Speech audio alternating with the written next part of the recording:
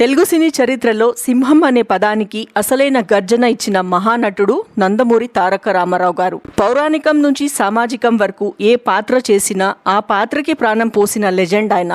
అలాంటి ఎన్టీఆర్ గారి కెరియర్లో పోలీస్ పాత్రకు కొత్త దారి చూపిన సినిమా కొండవీటి సింహం. 45 years క్రితమే ఈ సినిమా సృష్టించిన సంచలనం ఇప్పటికీ గుర్తుండిపోయేలా ఉంది. 1977లో అడవిరాముడితో కమర్షియల్ ట్రెండ్ స్టార్ట్ కాగా వేటగాడుతో ఎన్టీఆర్ రాఘవేంద్రరావు కాంబో మరింత పీక్స్ కి చేరింది. అదే జోష్తో నిర్మాత అర్జున్ రాజు ఎన్టీఆర్తో మరో పవర్ఫుల్ సినిమా చేయాలని నిర్ణయించుకున్నారట.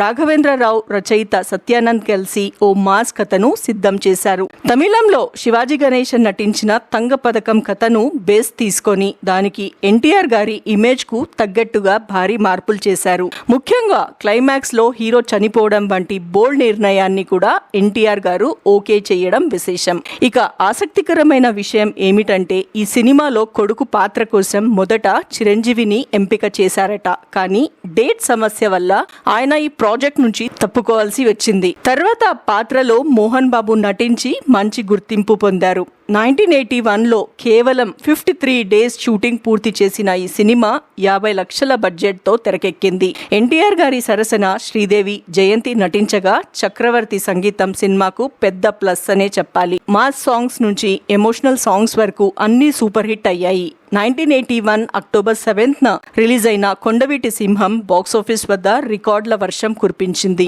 మొదటి వారంలోనే భారీ కలెక్షన్లు, మొత్తంగా కోట్ల వసూళ్లు, అనేక కేంద్రాల్లో 100, 175, 200 days రన్తో సంచలనం సృష్టించింది. దశాబ్దం పాటు ఇండస్ట్రీ హిట్ గా నిలిచిన ఈ సినిమా తెలుగు సినీ చరిత్రలో ఒక సువర్ణ అధ్యాయంగా నిలిచిపోయింది.